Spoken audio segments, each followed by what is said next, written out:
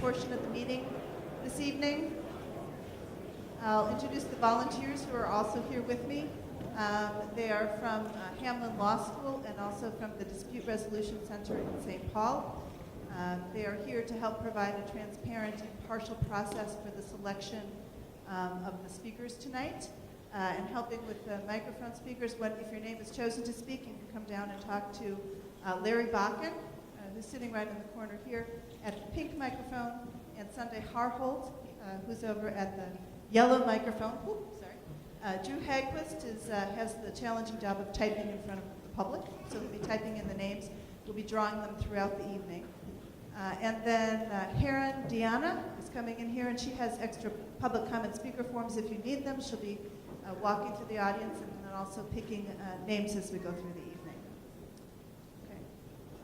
So before we start with the public comment process, and I'll go into some more detail about how that works after there's a presentation from Randall Deneen from the Department of Natural Resources, and we'll introduce you to the panel members who are listening this evening from the co-lead agencies who are sponsoring this meeting. And that would be the Minnesota Department of Natural Resources, the U.S. Department of Agriculture Forest Service, and the U.S. Army Corps of Engineers. They'll be listening to the public comments this evening. After Randall's completed his presentation, we'll have the co-lead agency representatives who are listening this evening speak, and then I'll talk a little bit more about the process for making sure that we can get through as many speakers as possible in 3 hours. So you know, the time frame for starting the counting of 3 hours will start when we start the public comments. So this initial portion is not a part of that timed event. Okay, I'll turn it over to you, Randall.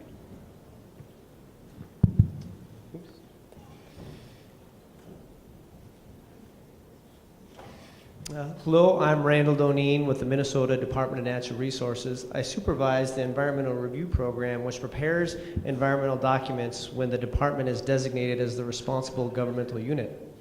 In this case, we partnered with the United States Army Corps of Engineers and the United States Forest Service to prepare the supplemental draft EIS for the North Met mining project and land exchange. The purpose of today's meeting is to provide the public information about the supplemental draft EIS. As part of this meeting, the co-lead agencies are interested in hearing public comments on the supplemental draft EIS. In the interest of making as much time as possible for public comments, my presentation will be fairly brief. More detailed information on the project and the EIS is available in the open house or in the videos that were prepared and are showing as part of the open house. The environmental impact statement was prepared as part of a formal environmental review process that is mandated by the Federal National Environmental Policy Act and the state Minnesota Environmental Policy Act. The purpose of environmental review is to provide information to governmental decision makers about the environmental consequences of the project. This information is used to ensure governmental decisions on projects minimize and mitigate significant environmental effects. The environmental review process is also meant to provide public disclosure, review, and input on the environmental effects of projects, as well as potential mitigation measures and alternatives.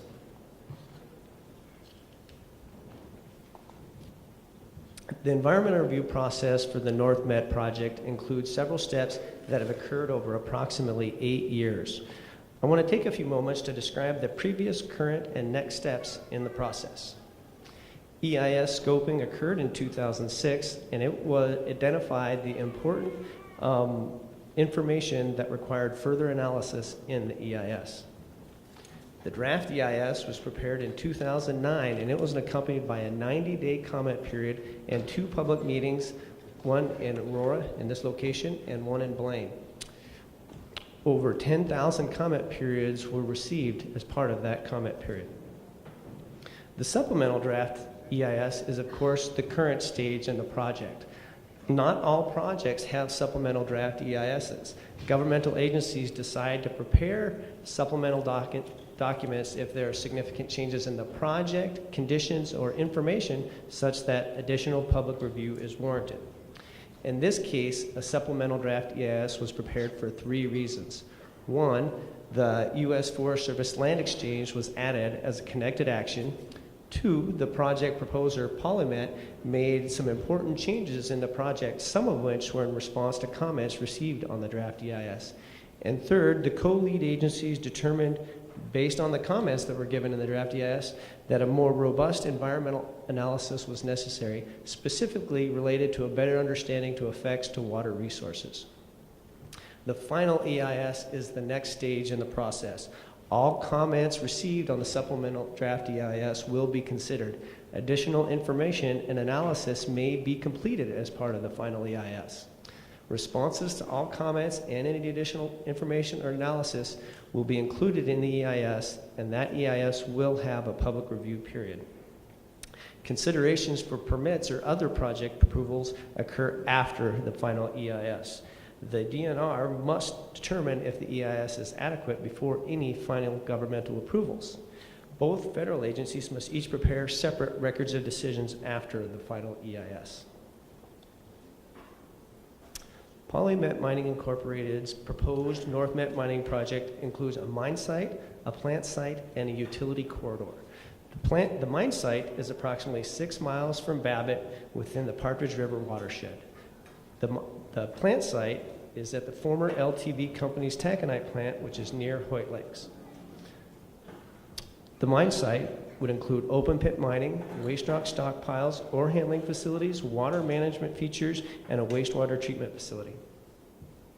The plant site would include reuse of existing buildings for ore processing, a tailings basin on top of the existing LTV tailings basin, a hydrometallurgical plant, a hydrometallurgical residue facility, water management features, and a water treatment plant. The utility corridor is an existing rail and power line which will be upgraded for project needs, including a new water pipeline. The U.S. Forest Service Land Exchange is a connected action to the proposed mining project. Polymet Mining Incorporated controls the mineral rights in the area of the proposed mine, but the U.S. Forest Service owns the surface rights. Polymet proposes a land exchange to eliminate the conflict between the surface mining and the U.S. Forest Service administration of the National Forest land. The exchange would involve the transfer of about 6,650 acres of forest land for up to 6,722 acres of private land. The supplemental draft EIS is organized into 8 chapters, which are identified on this slide. In general, the EIS includes information about how the document was developed, the purpose of the project, a detailed project description, and environmental information related to the project. The environmental information is broken up into a description of the environmental conditions that would be affected in Chapter 4, and a separate chapter, Chapter 5, that describes the potential environmental effects from the project. Environmental information in the EIS includes a cumulative effects analysis, which looks at environmental effects from the project combined with other past, present, and reasonably foreseeable projects. There is also a chapter that describes major differences of opinion that were identified during preparation of the EIS between the co-leads and tribal coordinating agencies.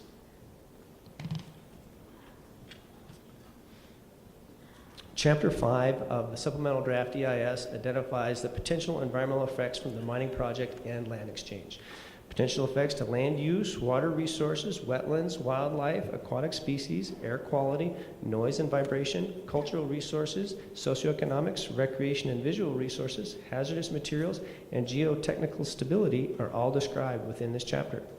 The supplemental draft EIS is a large document and includes some very detailed analysis of potential environmental effects. The co-leads had developed 2 videos and fact sheets to help people orient the document. We hope that these additional resources, the open house, and this presentation will help you navigate the supplemental draft EIS to find the specific information that you are interested in. If you do not find what you're looking for, or if you have suggestions and/or comments on the analysis we have conducted, please submit a formal comment so that we may consider your input. The project website contains the document itself, as well as fact sheets and links to the U.S. Forest Service and U.S. Army Corps of Engineers web pages. The comment period ends on Thursday, March 13th, 2014, and comments may be submitted by email to northmetsdis.dnr@state.mn.us. Hard copy letters may be submitted to Lisa Fay at the Minnesota Department of Natural Resources, 500 Lafayette Road, Box 25 in St. Paul, Minnesota. All of this information is included in the meeting packet that was made as part of the open house. I'll now turn it back to Amy Gourlay. I'm going to ask the co-lead agencies representatives who are listening tonight. I think they're waiting. They can come have a seat. Now they're waiting with the door closed. There we go. Have a seat. And I'll hand the mic over to Commissioner Landwehr once he gets settled in to give a welcome.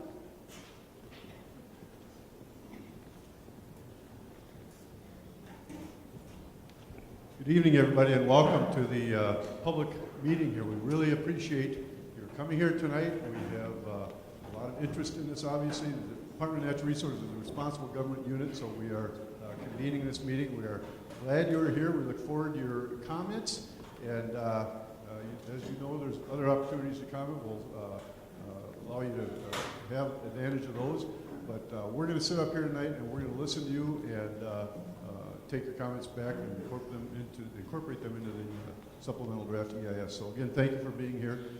We appreciate it. Welcome. I'm Brenda Halter, Forest Supervisor in the Superior National Forest. So to me, the public comment period is one of the most important components of the NEPA process. So I'm really looking forward to hearing your comments, and questions, and concerns, and issues. And thank you for participating in this process. It's important and appreciated. Good evening. I'm Dan Kaprowski, Commander of the St. Paul District Corps of Engineers. I look forward to hearing your comments as well, and thank you for coming out this evening. I'd like to emphasize that all of the comments you make will be considered as part of the permitting process. Thank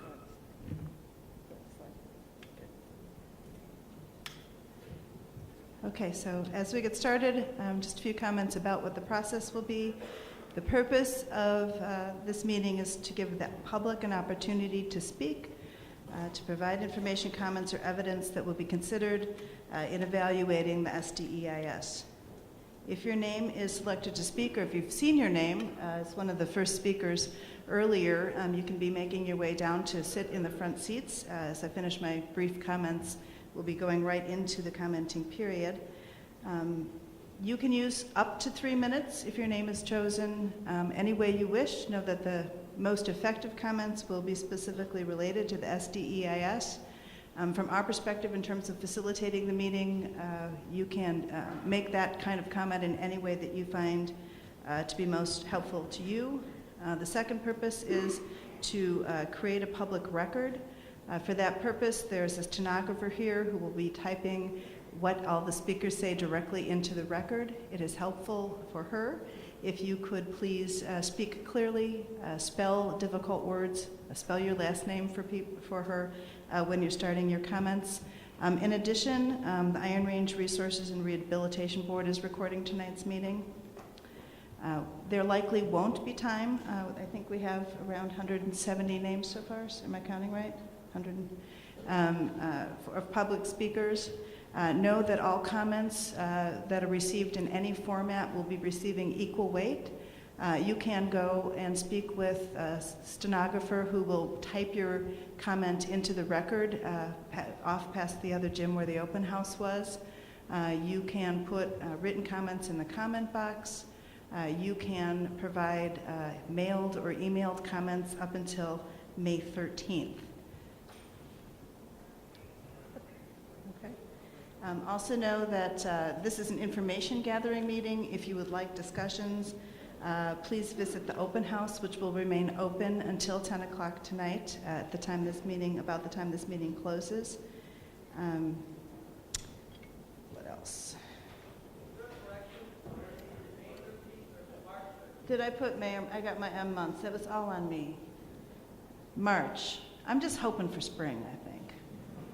And how do we not catch that? Thanks for asking. And also, to the one gentleman, I insisted the form was blue. That was in Duluth. The form is gray today, so little details. I apologize for that. Those cards will be kept so that we have a record of everyone who wanted to speak. We'll be choosing the names randomly. Also, the names are kept in case there's a need to seek clarification of something that you said. Okay, move on. I'll go through the rules for the random selection. You need to be watching for your name on the screen. I see some people are sitting here already. The little box next to your name on the spreadsheet that you'll see in a minute will be either pink or yellow. If you're highlighter pink, you go to the right side of the gym.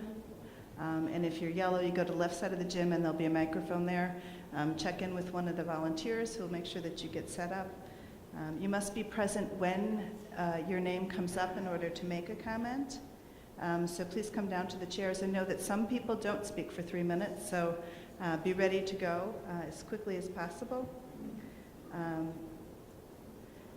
Please do try to keep noise in the audience to a minimum so that we can move pretty quickly between the speakers. I also notice there's a lot of signs. Whatever your sign is for, all I ask is that you not raise it high. Given the seating situation, I think it would be helpful just so everyone can see and hear clearly what the speakers are saying. Note that you will only speak once, okay?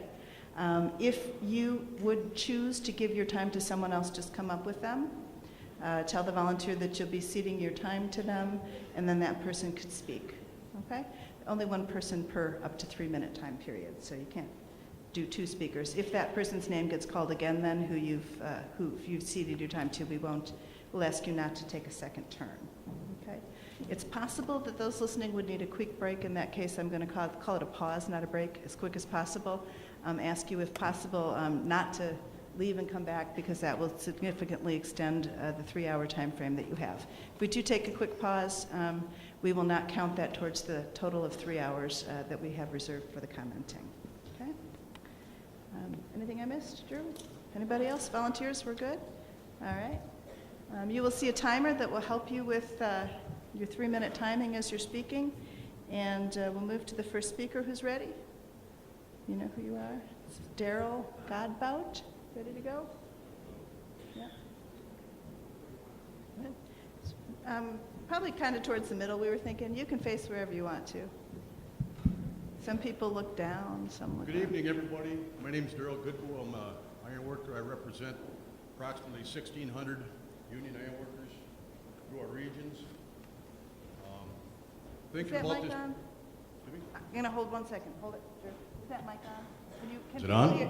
Okay, Is it not closer to the close? mic. Okay. Got to get close to the mic. Okay. All right. Go ahead. Right. My name is Daryl Goodwill. I represent approximately 1,600 union iron workers in my regions. You know, a while back I was thinking around the area, around the country, how many small towns there are who would love to have a project like this built in their small town to bring up their community, their schools, small businesses. And all of us who've had kids have to send them off somewhere else to go to work. Here's an opportunity. We can have our kids stay right here, White Lakes, Aurora, the Iron Range, and get a job and stay here. I think that's very important. I've been at the Polymet meetings in the past. CEO, John Cherry, Steve Ryan, Joe Scipione. I've talked to them many times. I've been to all their meetings. And not once has any of these guys ever said on this environmental impact that we need to change our laws or lift our laws to allow them to do some things that they shouldn't be doing. I think they need to follow the laws 100% and make sure we have clean water, clean air for everybody. But like I said, not once has any of these guys ever said, we want to change these environmental laws, get this thing pushed through. I think they're outstanding people. I think they want a good project. And another thing I thought about quite a while ago is, at one of the meetings I heard 70% of our copper is imported into this country from other parts overseas, where there is no environmental protection at all. Spewing crap in air and everything else. Here we've got a company that's going to do it clean. We won't have to import this stuff no more. We can sell it right here in northern Minnesota. I guess that's all I had, and thank you very much for your time. Mari, Jewel, ready to go? Mary, Jewel? Hello, I'm Mari Jewell. I'm giving my time to Mike Forsman. Thank you, Mari. She'd probably do a better job than I will, but I'm going to try anyway. I'm a lifelong fourth-generation ranger. I'm now in my 32nd year as a local elected official, the 20th year as the 4th District County Commissioner. I say that because I've represented the people of this area for many years now. In fact, I can't remember not representing them. And first of all, thank you all for putting this on. I mean, one of the things that I wanted to say is that I also spent 34 years as a United States steel worker. Retired, actually kicked out of Reserve Mining Company when they closed the doors there, and then ultimately retired from Menorca. I worked for 5 mining companies, still kept the same locker as they kept changing names there. But at any rate, I've reviewed the EIS, read most of it, and I've attended most, if not all, of every informational meeting that has been held on the range in Duluth and St. Paul. I have been to nearly every one of them. And as I've been to them, I've certainly become, I'm not a scientist, so I rely a lot on the scientific knowledge that we get from NRI for all of those people that have taken the time out to take and try to find out, is this a good project? And among the scientists, and I don't mean among the people that are against this project and do not have the scientific background. Maybe there's some that do. But to the scientists that have really looked into it, I think that I've developed a trust that this supplemental EIS and the people that have worked on it, Commissioner Lanwar, Supervisor Halter, and Colonel, we appreciate you being here.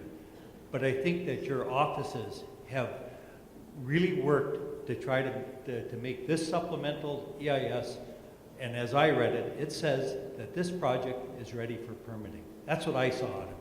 I hear detractors that tell me about 500 years of monitoring, et cetera, et cetera. And you know, I was offered, I did want the clean water thing, because I believe in clean water. But I was offered the 500 plus years, you know, and the 20 some years that this mine's going to be on, and I looked at myself and I thought to myself, you know, we started mining in Ely, Minnesota over 100 years ago. And that mine was going to, they probably, if they had environmentalists back then, I don't know if they did or not, but if they did, they probably told them at that time that was going to be a 5-year mine in Ely. So, thank you. Paul Shirky. Is Paul here? Ready to go on the yellow? Thank you. My name is Paul Shirky. I'm from Ely, Minnesota, and I'm very proud, especially tonight, to be an Iron Ranger, because to be here, to be part of due process and democracy is extremely heartwarming and gratifying, I'm sure, to all of us. And it speaks heartily to how seriously we're all taking this matter, because we need jobs, and we need water, and we need the beautiful environment that we call home. And I'm very proud to be representing, I think, those issues that we all share in common here tonight. My wife Susie and I, as you may know, we operate a couple of businesses in Ely and have for some 30 years. We founded Wintergreen Northern Wear 30 years back, along with Wintergreen Dockside Lodge on White Iron Lake. Wintergreen Northern Wear was sold to another family 5 years ago, and sadly has just recently got out of business. But I'm pleased to share with you tonight that we're hopeful of rebooting it next spring to bring those jobs back to our town, just like the jobs we're able to offer through our Dockside Lodge now. But tonight's issue is not about that. Of course, it's about our concerns about the Polymet project and the SDEIS that we've all had a chance to review now. And I think we all agree that water, the purity of our water and the integrity of our lakes in the future is central to that issue. And my key concern in that SDEIS, if we're going to rely on the science, as our great Commissioner Mike Forsman just shared with you, and I share with him that I rely on the science, I'm counting on that science to be right, because our future and the integrity of this ecosystem depends on that science. And I'm here to share with you, as many of you may know now, there are some significant flaws in the science on which the SDEIS is based. Most prominently, I feel, are the graphs and tables, particularly those, if I might cite from the report, table 4.2.2-9, and others that compare the flowage of the Partridge River with what they have projected through their computer modeling. And it is fatally flawed, and the DNR has acknowledged that. And it's a significant, serious error and how well this SDEIS is going to give us a picture of what's going to become of the water quality in these lakes and streams in the future to come. The values used in the modeling significantly are at odds with the latest data from stream flows. It has been acknowledged by the DNR as a serious flaw. The modeling has failed, since it has failed to predict what is currently known, the known existing standards of stream flow. How can we possibly rely on that same computer modeling to predict what's going to happen in 200 or 500 years? It simply can't be done. And again, I think we agree that water quality issues are central to this issue. Furthermore, particularly disturbing to me is the fact that tribal scientists with the Grand Portage Band and the Bois Fort Band have been telling the scientists working on this project for years that their groundwater data on the flow into the Partridge River is seriously flawed, that they're off. Nobody knows better what's going on the ground out there than the tribal folks, and somehow their input has been disregarded right along about this. The scientists who are putting that modeling together got it wrong in the first SDEIS. Now they've got it wrong again. How can we trust them to get it right a third go around? If we are to rest assured that the water quality standards are to be met, the data must be... We're going to move on to the next speaker. The 3 minutes are up. Moving on to Walt Moe. Hi, I'm Walt Moe. First, I want to thank everybody for the efforts they put out to put out this SDEIS. I downloaded that into my computer. It was quite lengthy, all 2,169 pages of it. But searching the SDEIS, I have found no concrete actions being proposed to be taken in case of things going wrong at the Polymet mine, causing irreparable harm to the waters of the Embarrass and Partridge River watersheds and the surrounding thousands of acres around these watersheds.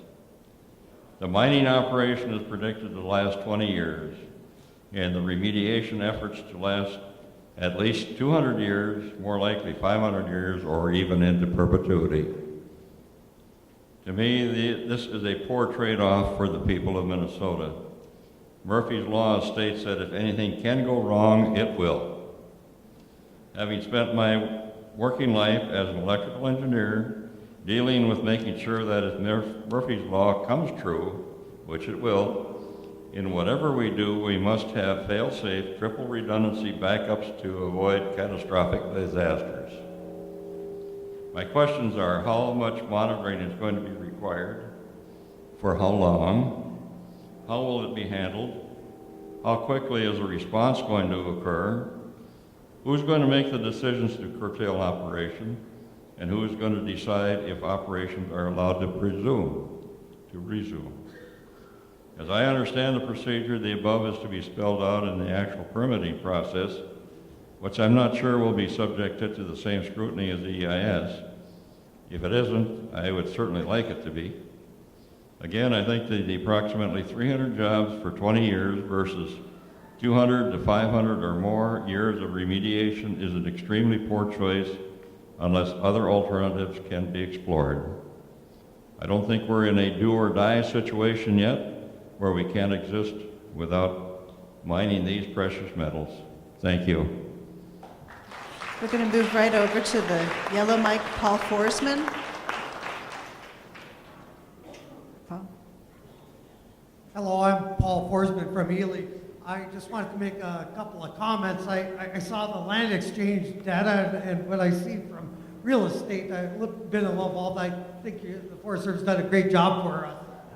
And the other thing I wanted to say, we're talking about wetlands here. I worked 30 years at a mine here close to Virginia, and when I was there, they came over to this Gilbert pit 6 miles away, and the government, in their infinite wisdom, they said, we can't cross the swamps that made the headwaters of the Pike River. We have to cross the river closer to where it's where we can cross it with one bridge and not go across.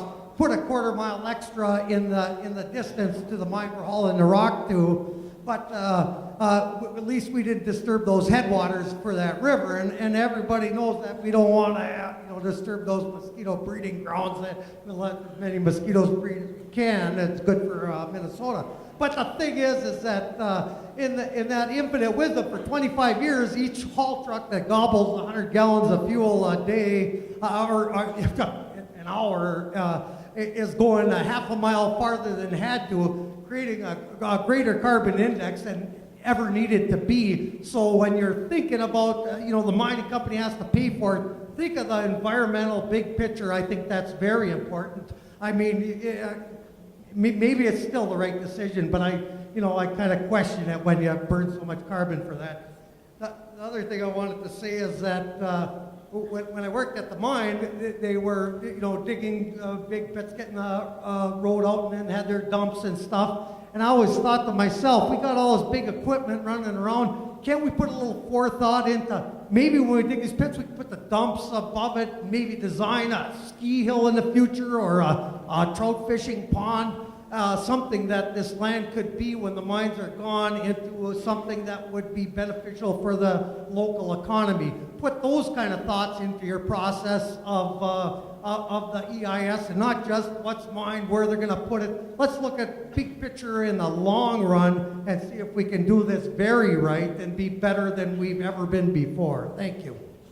We're going to move directly on to Nancy Radke.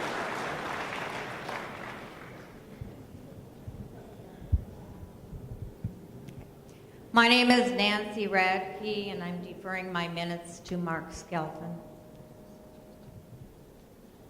Good evening. I'm Mark Skelton. I'm the mayor of White Lakes, and I'd like to begin by thanking the co-lead agencies and all the agencies that have gotten us to this point today after 9 years of hard work. I can't stand before you today and speak on the expertise of mining precious metals, but I am glad I live in a state and a country that have the experts to do what they've done to get us to this point today. I do feel that I have some expertise to talk about the socioeconomics of this project. And I could start with a town about 5 miles from here called White Lakes. That was a town of the 50s, new technology in mining, and how they closed that plant in 2001. In 2001, they closed that plant. But what I'm here to talk about is not our city. I'm here to talk about the social economic impacts of this statement. They talk about us as a region. 9 communities, 3 counties. They talk about us as a region, which they should. And as a region, did you know that we have 23,000 less citizens than we had in 1980? We have lost 10% of our population in this region. 10%. When our state sports 30% increase in population. 30% increase versus a 10%. It's time to move forward. The socio-economic impacts, imagine, it is my hope, it's my hope that the powers to be will look at this and will weigh proportionately the socio-economic impacts to the science of this project. It is so important to us. Imagine, if you will, 2 million man-hours of construction, $82 million of new federal, state, and local taxes, $232 million of direct wages and so forth, $330+ million a year in direct output, or the value of the metals coming out of the ground. That doesn't count the indirect, the $99 million in indirect wages, or the $182 million in indirect output. It's time to do this project right. It's time to do this project now, and it's time to do this project here. Thank you. Moving on, Jen Baker. Jen, you're here. All right, Jen Baker, please. My name is Jen Baker, and I'm conceding my time to Al Rudek. Good evening. Good evening. I'm Al Rudek, R-U-D-E-C-K, and I'm pleased to share my perspectives about Polymet's planned mine processing facility restart and associated land exchange. I thank and have full confidence in the abilities of our state and federal agencies who are experts in their fields and well qualified on how to apply sound science in the development of the SDEIS. See, I'm a professional chemical engineer licensed here in the state of Minnesota. I've taken the oath as an engineer to duly protect public health and welfare. I wear the stainless steel ring on my pinky and my working hand to remind me daily of this service oath, to use the science to serve humanity and by using the best of Earth's precious wealth.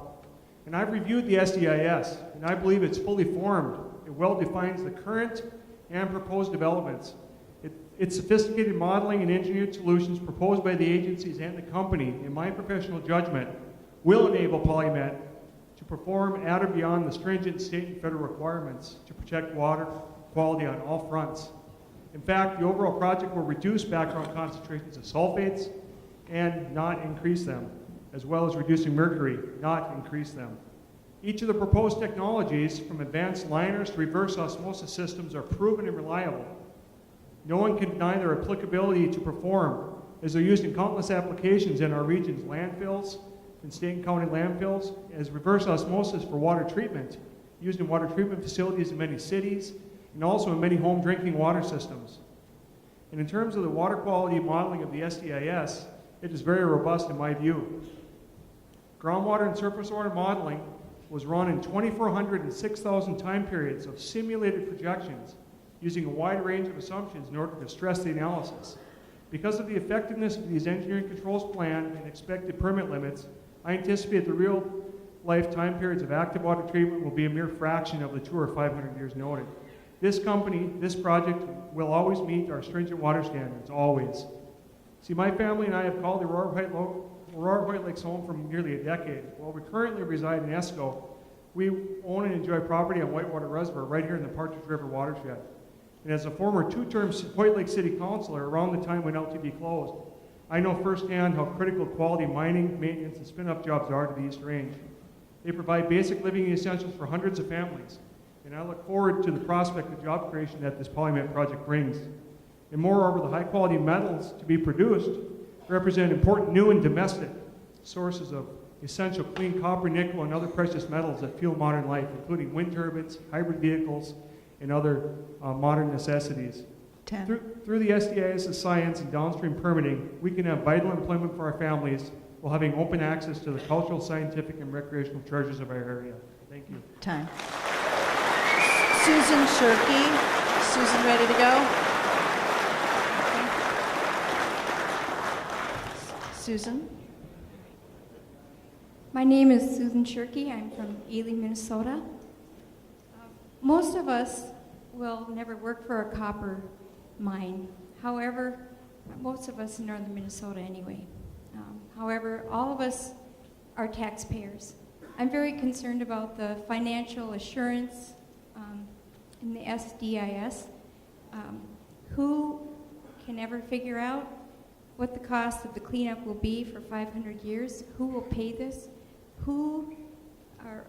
What is the amount that could possibly be put forward to replace something that can never be replaced, our clean water that we desperately need? Copper mining in a watershed does not seem to be a good idea. The proposed sulfide mine and tailings dump would pollute streams, wetlands, and drinking water for hundreds, if not thousands of years. I believe that issues that haven't been analyzed at all in the SDEIS, like impacts on workers' health, be studied before the EIS is finalized. I request that common sense alternatives, like putting liners under the permanent waste rock pile and the tailings piles, be analyzed before the EIS can be finalized. I'm concerned that the high-value peatlands on the mine site are irreplaceable.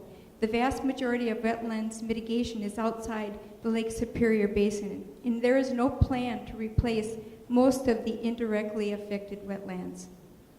I'm concerned that the cumulative impacts of the Polymet project and other existing and expanding mines would impair wild rice, fish, and aquatic ecosystems and violate the treaty rights of Indian tribes to hunt, fish, and gather in Superior National Forest lands ceded to the United States. I'm concerned that Polymet's water and air pollution from mine pits, waste rock, and tailing piles and Polymet's excavation and changing hydrology in wetlands would increase mercury loading to wetlands and streams and increase mercury bioaccumulation in fish, putting human health at risk. I'm concerned that Polymet's discharge would increase carcinogenic arsenic in White Lake's drinking water and release arsenic, lead, and manganese, chemicals that impair brain function, into the groundwater. I'm concerned that Polymet's water pollution from the permanent mine site waste rock pile would need treatment for at least 200 years, and pollution from the tailings piles would require treatment for at least 500 years. Pollution seeping out of the pits would continue in perpetuity forever.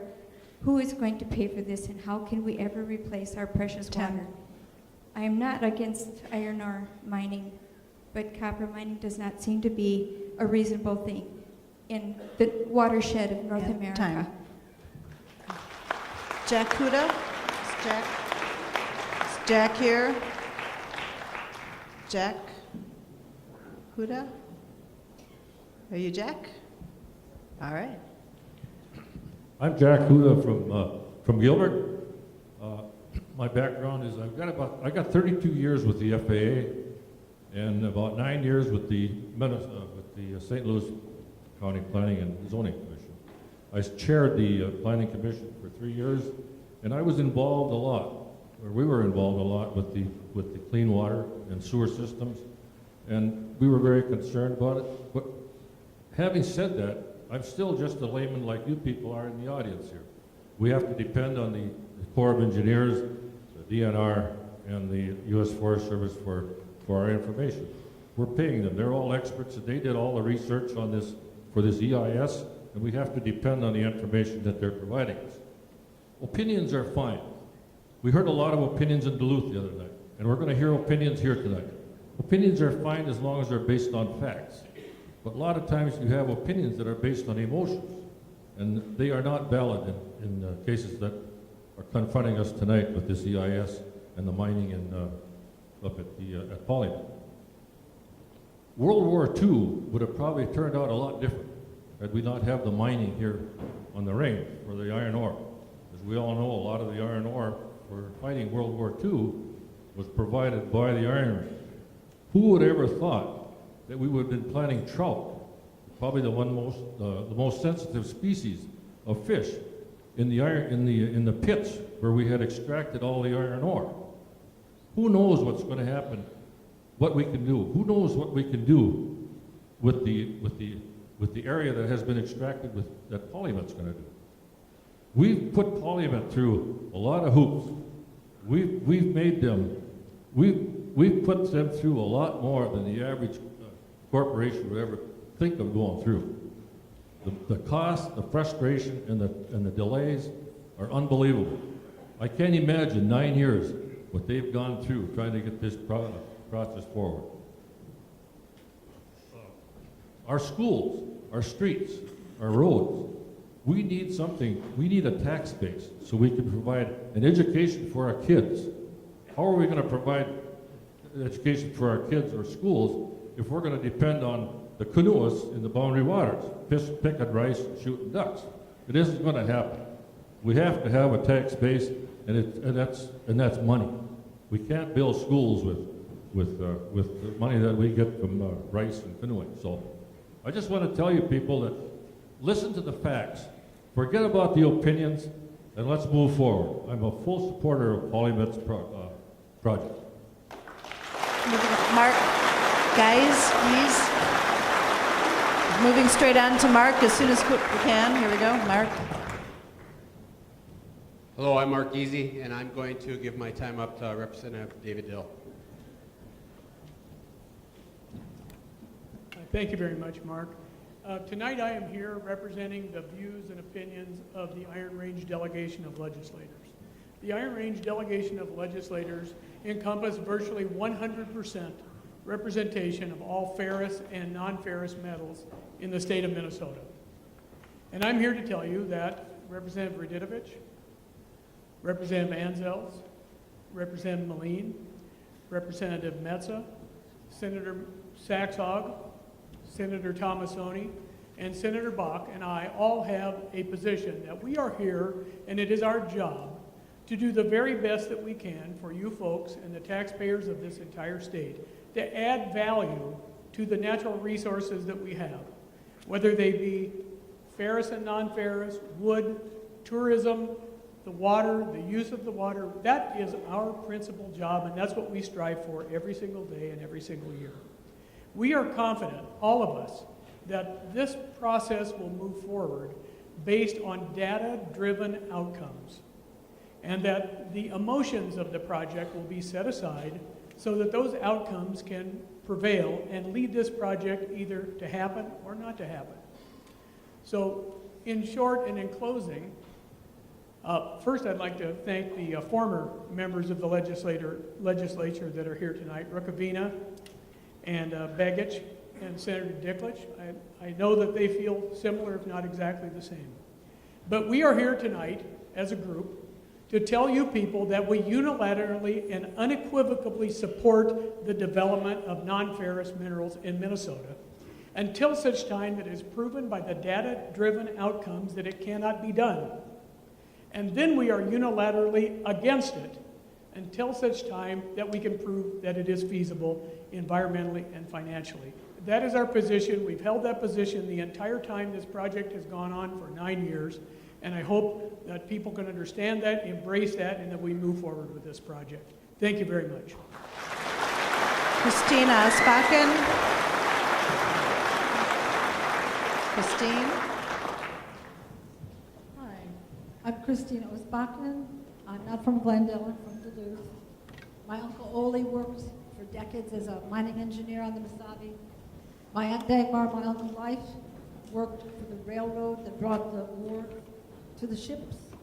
My dad was turned away. He worked for the railroad into harbors. His name was Ralph Egel. He was turned away at the gate when he went to talk to the union organizers. He was never given a berth, and he never went back to work into harbors. The Polymet, and I'm a writer and I'm a teacher. The Polymet SDEIS is not a plan. It's an experiment. It would put Minnesota's clean water at risk forever. The SDEIS makes predictions, but doesn't provide the basic information to support those predictions. These questions are not answered. How much polluted wastewater is going back and forth through 9 miles of pipes? What is the total volume of wastewater in the tailings and the processing residue?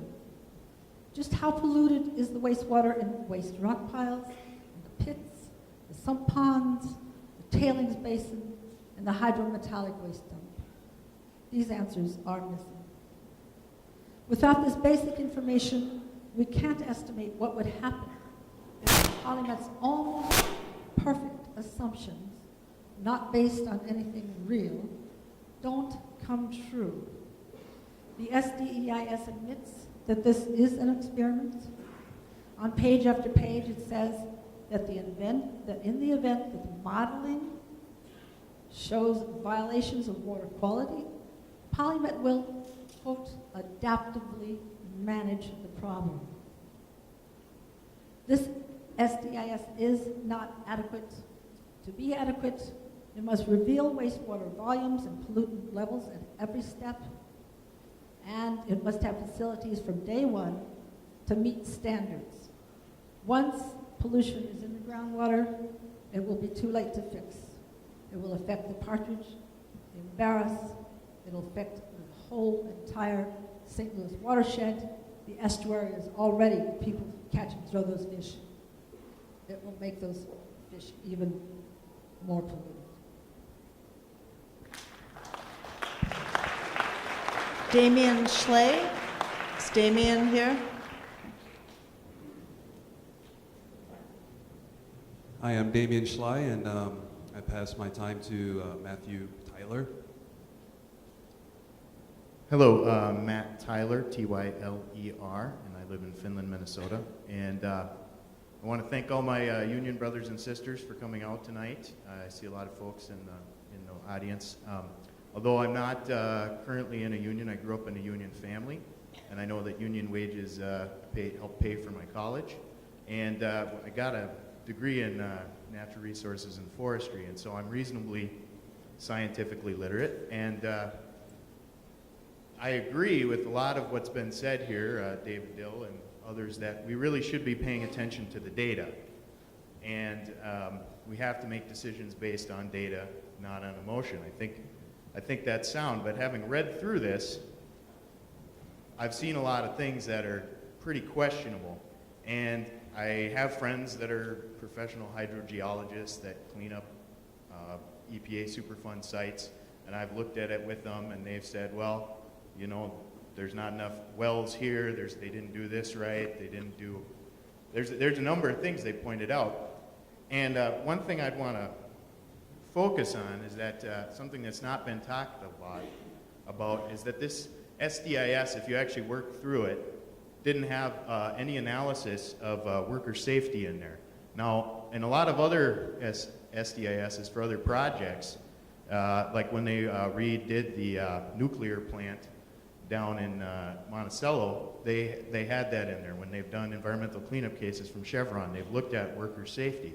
Now, they looked at, you know, what might happen to residents of White Lakes, but they haven't actually looked at worker safety in here, and I think that's pretty grossly inadequate.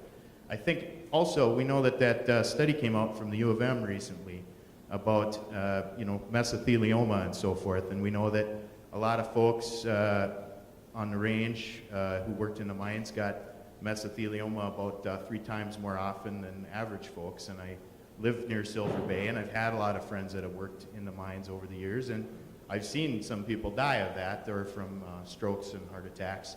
And so I think we have to look at this critically, and one of the reasons they may not have put worker safety in there is because their own data in the SDEIS, page 5, 439 to 438 to 439, points out that about 9% of the ore tailings and process water have those asbestos-like fibers in them. And, you know, they didn't really look at what's that going to do to folks in the plant.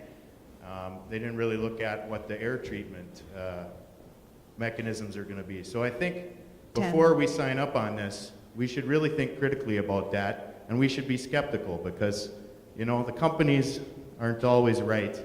They don't always honor your pensions. Time. They don't always admit to stuff. Thank you. Diane Nelmark? Is Diane Nelmark here? Is that you, Diane? All right. Helpful speakers, just come up as soon as you can. While Diane's walking up, I'll mention that number 15, Al Rudick, had spoken when somebody ceded their time to him. So just know Kevin Cohn, that you'll go, or Jerry Essick, excuse me, you'll go right after John Munter, just in terms of coming down. Okay.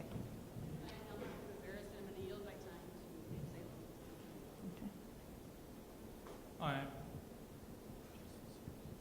I'm Dave Salo, Dr. Dave Salo. I'm currently residing in Mountain Iron, Minnesota.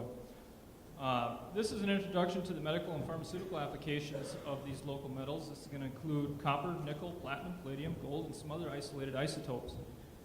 First off, copper we see as a pharmacological category as a trace element. We see it in over-the-counter supplementation.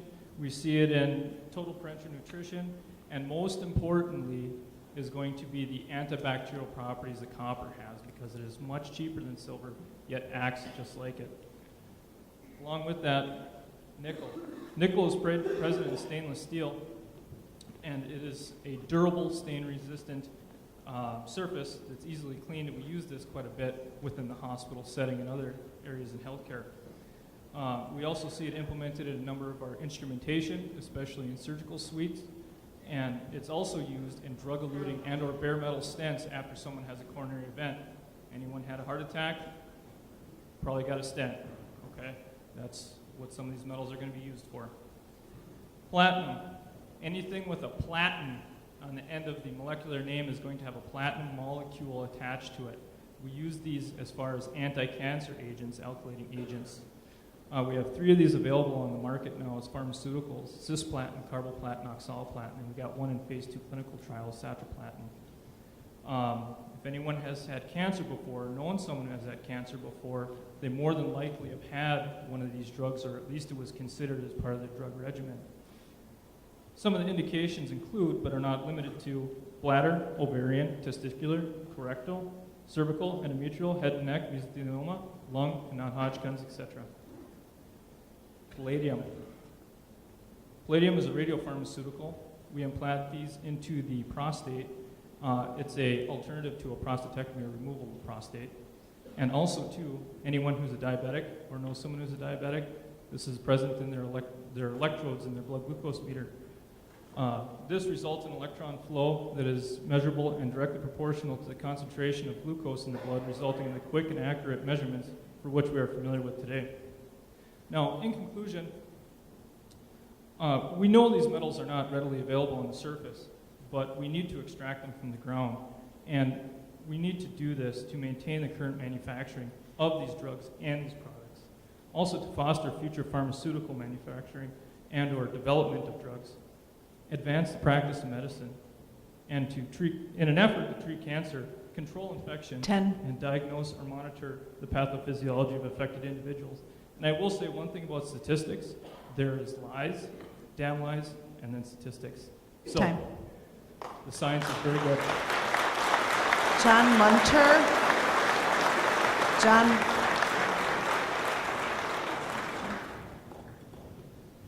My name's John Munter. I'm 64. I work at Delta Airlines, and if you ever need a job, you can come over to Delta. We're hiring continually there, and we're one of the best res actually the best res office, according to the CEO of Delta, that we have. So we'll be here for a long time. My grandfather worked at the mines, and my great uncle shot deer year-round and netted fish and cut cordwood for moonshiners on county land. And life was good, but my family's moved away, and my siblings are gone. My kids may also move away, but I'll be darned if I want my kids to work on a 500-acre, 20-story slag pile, Superfund toxic waste site straddling the Continental Divide on a wetland surrounded by rivers over an aquifer at the headwaters of the St. Louis River Basin. I think this project is going to fail for several reasons. One, it's like siting a nuclear waste dump in your backyard. I mean, why would we do this? Two, the SDEIS is like a lipstick on a pig. Everybody likes the pork, but that pig don't fly for some underlying assumptions. And thirdly, there's too many people that are going to sue, I think. The 2 Indian tribes, I believe, may sue. The people downstream scared about their wells. The environmental groups may sue. One of the problems, for example, is DNR should require Polymet to buy, not lease, the mineral rights for the west pit. So that can be backfilled from that 20-story tailing pile. And so it can be underwater then when the financial assurance package collapses at some point. And secondly, plastic liners leak. This is one of the assumptions that the EIS makes. They don't leak while they do. Faulty heat sealing of seams, fluid accumulation can push fluid down. Even if there's not any holes, they can push it through the membranes or bumps and pressure points and cause problems. And the peak pollution won't happen in this sulfide mining for 500 years. And then there's the downside of the bell curve after that. And so it's in perpetuity, basically. This brings up to the most bizarre assumption of the EIS. You cannot guarantee financial instruments for 500 years or 1,000 years in perpetuity. It's going to cost $3.5 million to $6 million a year for 2 water treatment plants. That comes out to $1.5 to $3 billion over 500 years, and of course we're looking at 1,000 years. We need a whole new EIS after Polymet coughs up the final financial assurance package at the 11th hour. They're thinking about roughly $200 million. That's not going to make it. The current SDEIS is a bait and switch. Okay, this is a great EIS. Now can you pay for it? And we may have to cut corners there. But eventually the fund will fail. The trees will grow through the plastic. Sulfuric acid and heavy metals will fill the rivers. But right now we're in a runaway global warming climate cycle. We had $41 billion disasters last year. And warm air is upsetting the polar vortex. That's why the cold air is hiding out in our backyards. The Arctic will be ice-free in a summer in a couple of years. Methane is already ballooning up from the swamps and the lakes and the shallow seas, which is 70 times worse at warming gas than carbon dioxide. 70 times, not percent. Insurance companies and commies will fail, and you'll be trying to fish and drink out of these polluted rivers. Mark my word. All right. And we're moving to Jerry Essick. Al Rudick took time that someone ceded to him already, so Jerry.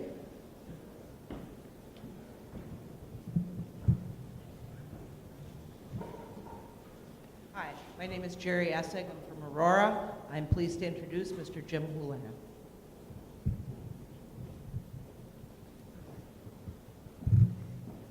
My My name is Jim Houlihan, and I live in Grand Rapids, Minnesota.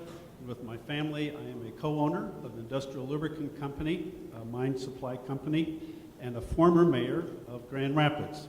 100 years ago, former mayor of Grand Rapids. A couple of comments. I offer first that we are all here tonight with the very same interests.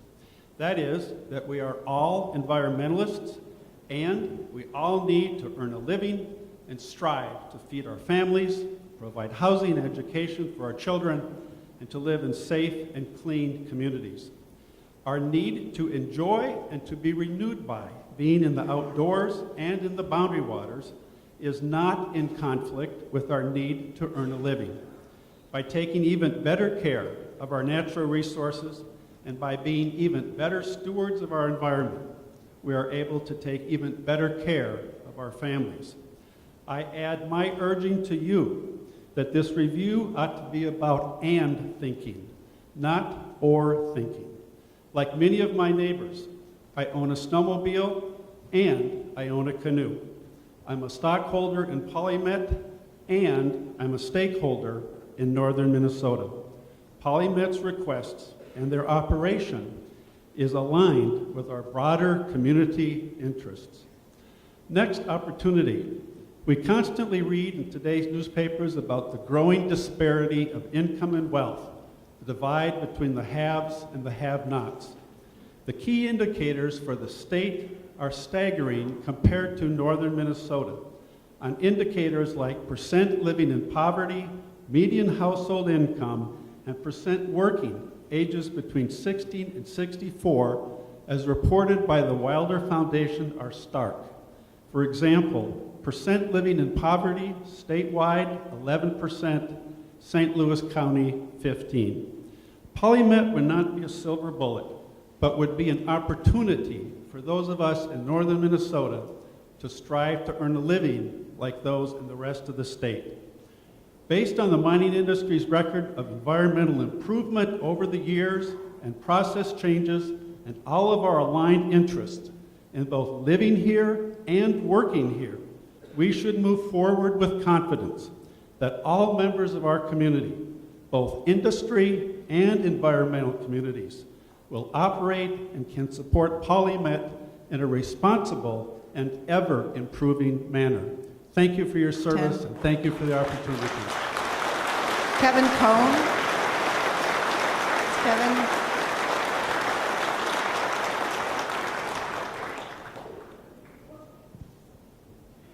Hi, my name is Kevin Cohn, and I'm turning my time over to Brad Oakes. Good evening. I'm Brad Oakes. Oakes is spelled O-A-C-H-S. I'm Chief Operating Officer at Minnesota Power. I've lived in northeastern Minnesota for over 24 years. In my various roles at Minnesota Power and through its utility operations, I have worked with several Iron Range mining businesses: U.S. Steel Mintac, Hibbing Taconite, ArcelorMittal, and North Shore Mining. The metals mined at Polymet will be used for electrical components, cell phones, computers, and catalytic converters, products critical to our lives. Mining has a long history in our region. Because of this history, significant support exists. The regulatory framework, the people and technical expertise, the physical and community infrastructure, all there to safely mine copper nickel. For these reasons, there's no better place in the world to be mining copper nickel than right here, and I support the Polymet project. So often the response to opportunities and projects like this is not in my backyard. I find it very refreshing to hear many of you speak to, yes, in my backyard, and why we could do that is because we know we can do it well. Thanks. Scott Bunny. Scott. I'm Scott Bunny from Ely, and I'm yielding my time to Bob Carlson, also from Ely. My name is Bob Carlson. I'm from Ely. I'd like to address wild rice. I started picking wild rice in 1963. I think I'm familiar with all of the major rice beds in northern Minnesota and many, many, many of the small little rice beds. I went through the draft statement. I read everything that I could read on wild rice. And I think that the DNR and the other people involved did a really thorough job in their research on wild rice. Several comments I've got about that. The areas downstream of the Polymet project have such a tiny bit of wild rice that I don't think it's really an issue. There's not a bed of rice down there that's large enough to harvest any rice out of. And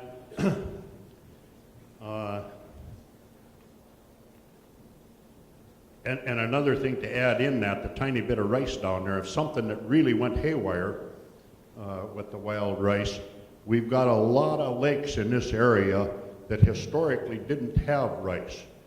Some examples are Stone Lake near White Lakes, Seven Beavers. Stone Lake's got more than 100 acres of rice. Seven Beavers has got 400 or 500 acres. Those were seeded by the Forest Service in the 1970s, and they've got good crops of wild rice right now. There's a whole bunch more, and I know a bunch of them that were seeded, some by the DNR, which they're in the process right now of trying to seed some. So that would mitigate any damage should something happen. A couple other comments on this.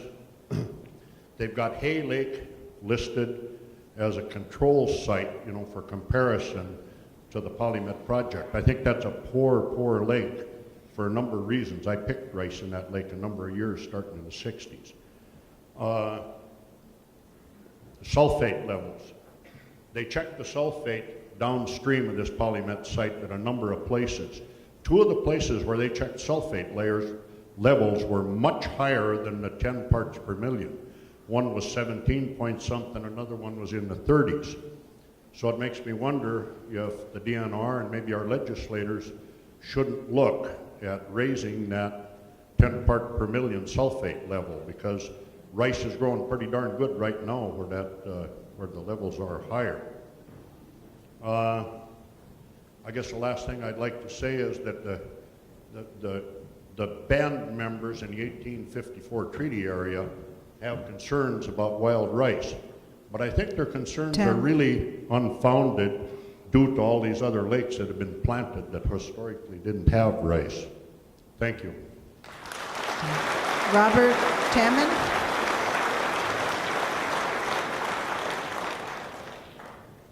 I'm Bob Hammond from Sudan, Minnesota. Get a little closer to the mic. I worked in several of the mines, and in the 70s I had the privilege of working on a Polymet site, which back then was Erie Mining Company. And it's an interesting history, and in my golden years, my wife and I have spent a lot of time working with environmental organizations, and I worked with Blueberry Festival in Ely. And perhaps some people here have stopped by and have talked with me, reasoned with me. And there are a few that agree with me, and one especially stuck in my mind. He was a water plant operator that worked on the Duncan site. They had a water treatment plant on that site to clean up the water before it ran into Birch Lake, and they eliminated his job. They shut down that water treatment plant, which was meeting Minnesota's discharge standards, and they went to a constructed wetland, which was cheaper to operate, but did not consistently meet Minnesota's discharge standards. As a matter of fact, there's a variance request in right now for the Duncan site. And just as recently we've had another request for a variance. We've heard so much about Minnesota's stringent environmental regulations. There's a request for a variance in right now on Polymet's leaking tailings pond over here. It's leaking 2.9 million gallons a day. Now that plant shut down in 2001. They've had a very good opportunity to clean it up. I think it's time they started cleaning up their mine sites and quit granting variances. We've also heard mention of socioeconomic effects, and I think once again the environmental impact statement should do the science. We've heard people talk about 2,000 pages of science in that EIS, and we've heard talk about socioeconomic effects. The studies are out there. If you build your economy on a mining industry, on the average in the United States of America, you have a lousier economy than people that built their economies on nothing but the intellectual horsepower of their residents. We're going to be trapped in this boom and bust economy until we finally accept that we are a talented people up here, and we're going to have to build our economy on the talents of our people instead of on stripping our assets, which are going to be shipped overseas. They aren't going to be building windmills in our backyard. We've already got a contract outstanding with Glencore. There's only half a dozen places on Earth that can process these platinum group minerals. They're headed out of our country. So with that, I'd say we should start working now on the future of our children, give them something besides mining. Thank you. Jean Betts.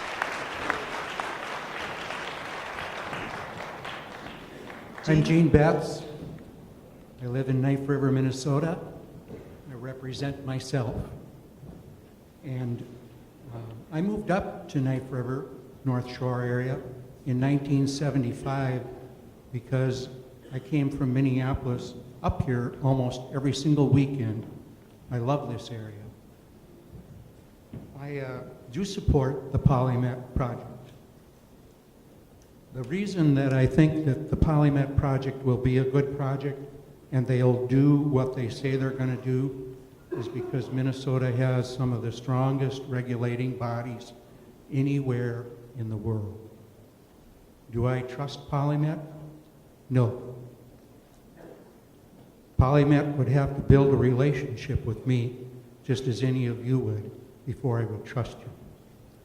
So I'm depending on these regulatory agencies to do their job. One of the other reasons I think Polymet will do this is because they're going to spend between $400 million and $500 million before they make a nickel.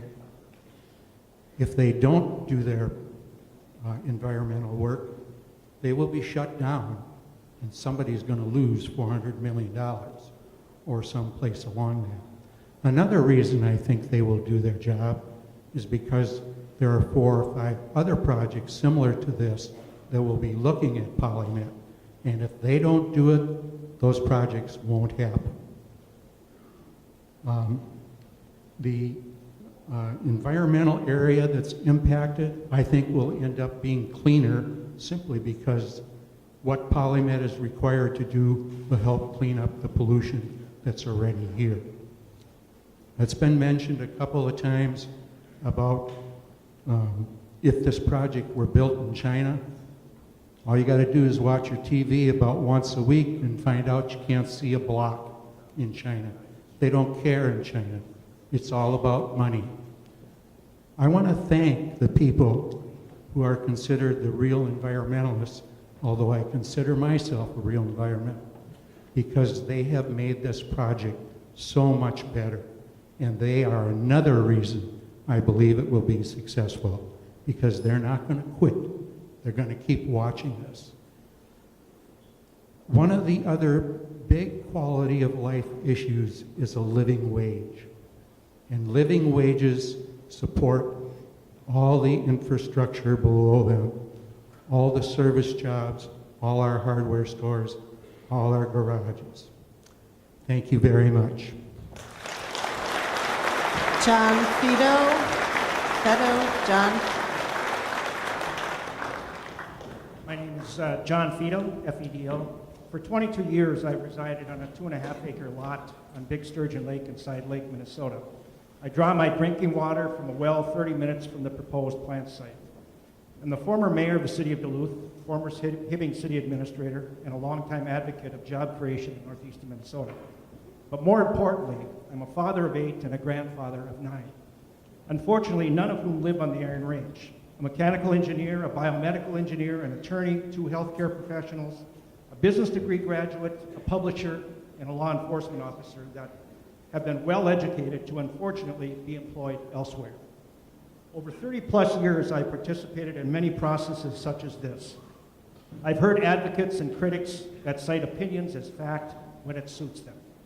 Last week, I attended the previous hearing in Duluth and listened to testimony that I respectfully acknowledge was very long on biased conclusion and very short on science. I heard an individual ascribe stupidity to anyone that wanted to agree with the issuance of a permit to proceed. Not because the facts or the science was wrong, but because the conclusion was wrong, and from her perspective, she did not agree. The point of this EIS procedure, as I've come to understand, is to gather facts and base a permitting decision on the best science and a criteria that does not inhibit the project, but in fact guides it. I've worked on many job creation and community improvement projects in my time, creating many hundreds of jobs in northeastern Minnesota. A paper plant, a drill plant, hotels, road and freeway projects, apartment buildings, college expansions, commercial projects, tourism projects, bike paths, airport projects, industrial projects. All of those projects involved well-meaning, dedicated community advocates, investors, and elected officials. But the most consistent element in those projects was the sense of community improvement and a desire to leave the area better than when we came into it. More jobs, more investment, cleaner water, a better environment, more opportunities, and a better life for our children and grandchildren. My whole point tonight is to speak in favor of moving the Polymet project forward and to advocate based on the science and the facts that can make this project viable and not be deterred by well-funded opponents that are ironically funded, in some cases, by the wealth created by the very industry they now claim they oppose. Opponents who coincidentally have the very same personal environmental footprint that demands these metals to service their cell phones, clean technology vehicles, etc., almost all of which currently comes from third world providers with no environmental oversight and ends up negatively affecting our local environment on a long distance basis. Terms like financial assurance and 200-year modeling are misstating the true nature of the project and are meant to be a distraction away from the orderly analysis you are engaged in. This is not to say that those issues will not be addressed, because they will, but as a factual resolution as the law prescribes. Finally, we live in the environment that this plant will operate in. We are not going to advocate for a job that will pollute the very wells we draw our water from. Mike Geisdorf. Move on to Mike.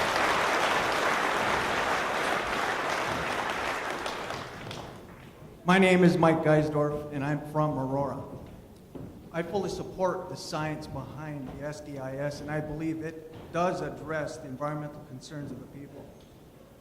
Civilized society has advanced because the needs of subsistence living was the mother of invention, the outcome of which are today's modern conveniences. My question to you aunties are these: when to mine? Modern medicine, we heard the doctor speak, modern medicine has revolutionized human life, allowing us in just 100 years to move from subsistence life expectancy of some 40 years to soon approaching 100 years, having mapped the human genome because someone said when was now, by utilizing our natural resources like copper, nickel, platinum, and palladium. Modern transportation has allowed mankind in that same 100 years to go from horse and carriage to now leave Aurora, Minnesota, and be in Beijing, China, and put our head down on a pillow for that night to go to bed. All because of someone saying when was now by utilizing our natural resources like copper, nickel, platinum, palladium. Modern communication, which we all have right here, and I see a lot of you guys out there, aunties, having this. Modern communication has advanced in the last 100 years from hearing news from weeks ago in the newsprint to now receiving instantaneous communications from around the world and in Beijing, China, of unchecked pollution. Because someone said when was now, utilizing our natural resources like copper, nickel, platinum, palladium. Modern electrical systems have made in that same 100 years the life of the common man equal to the wealthiest man amongst us, giving us all the same modern necessities due to all the things I've already mentioned, but also due to central heat, air conditioning, modern water systems, modern sewer systems, which we need. Because someone said when was now, by utilizing our natural resources like copper, nickel, platinum, palladium. Modern scientific advances of 100 years ago began having discovered and begun mastering entropy, electromagnetism, X-rays, radioactivity, special relativity, quantum physics. To now, we're actually sending probes out of our solar system, doing scientific experiments on Mars, discovering the Higgs boson and utilizing superconductivity because someone said now was the time by utilizing our natural resources like copper, nickel, platinum, palladium. We talk about sustainability, but we forget about responsibility. Let me ask you, aunties, this. Where to mine? You all utilize the same modern inventions the rest of us do. Which third world mine and where do you want your copper nickel coming from? The Norilsk mines in Russia? The South African mines? The Chilean mines? The Chinese mines? There's limited choices. Sustainability comes with responsibility, and here in Minnesota, in our time, with the best pollution control agency in the world, we can do this right. Brian Mackey, is Brian here? Brian? Hello. Hello. My name is Brian Mackey. I'm President and CEO of Lakehead Constructors, which is located nearby Virginia, Minnesota, and the Twin Ports of Duluth Superior. We employ over 700 full-time union employees in the construction business across northern Minnesota. I was born the grandson of Finnish immigrants, like so many others, at the White Community Hospital here in Aurora. My parents raised 6 children in White Lakes on a draftsman wage from Erie Mining Company. The town was prosperous and bustling, with the schools and churches bursting at the seams. There were 100 kids on every block of town. We had a storybook childhood filled with our great memories, and all the neighboring towns were the same for generations. This was our way of life. Our immigrant parents and grandparents worked at the mine, at the power plant, on the railroad, construction, grocery stores, coffee shops, restaurants, drugstores, movie theaters, auto dealerships, logging, trucking, all sorts of other businesses. This was our way of life. We all spent time hunting, fishing, trapping, skiing, shooting, biking, hiking, snowmobiling, camping, swimming, water skiing, and boating. And the list goes on. We were good stewards of the environment. Our communities established campgrounds and parks, preservation areas, ski hills and trails, sanctuaries and other scenic places. We were and are good stewards of the environment. In 2001, Erie Mining Company closed its doors, and the east end of the range began to suffer almost immediately. The darkest days were upon us. It was not a good time for families, and the human suffering began. Unemployment, bankruptcies, business closures, and all sort of personal tragedies associated with unemployment befell our residents. It's time to turn this around. We have the opportunity to revitalize northern Minnesota with the promise of good-paying jobs. We have done our homework, and science is on the side of progress and on the side of responsible environmental stewardship. We have the opportunity in non-ferrous mining and Polymet to demonstrate to the world the type of people we are in northern Minnesota. Hardworking, thoughtful, and caring folks who would never harm the land we love so dearly. Every job is a family. Every job is a family, and don't forget it. I would like to thank all the agencies who are working on this project, who clearly understand the science behind the project, and who deal in fact and not fiction. I'd like to thank all of the elected officials who wholeheartedly back this project. I'd like to thank all of those who came out in support of this great project in Duluth last week and tonight. And finally, I would like to thank Polymet for their hard work and determination on behalf of the folks of the Iron Range, and we pray for your success. Thank you. Wade Christensen. Directly to Wade. My name is Wade Christensen. I am a longtime member here in northern Minnesota. I belong to GPM Incorporated. We have a number of our guys here supporting this project. I want to thank the Army Corps of Engineering, the Department of Natural Resources, and there's another one in there I know. I can't remember which one it is. I want to thank you for your due diligence in this project because this is very important to us. I was going to come up here and talk about financial insurance as it relates to what Polymet has to do to get this project off the ground. I'm going to do that in a little different way, and I'm going to ask a couple guys to stand up. One of them is Bill Moraski. Bill, can you stand up? Adam Christensen. And David Hughes. You stand up? This is my vision. Bill, please don't stay standing. This is my vision of financial assurance. Number one, I do have to point out, it's amazing how Bill at 75 looks younger than Dave. I wanted to point that out. Here's what financial assurance looks like to me. I called on Bill 25 years ago, and I probably haven't seen Bill in 20 years. Adam, my son up here, will be calling on Dave. And you could replace any one of us with 20, 30, 40 other vendors that are here tonight. And it's the same process. It's the process that financial assurance is that the Iron Range is evolving. Taconite is always going to be here, but we have the opportunity with Polymet to do something completely different and to take that next step in the evolution of mining. We support Polymet 100%. We thank you for the commitment that you've done in good science in preparing them for this project. So thank you, and thank Polymet for being a part of this. Becky Saar.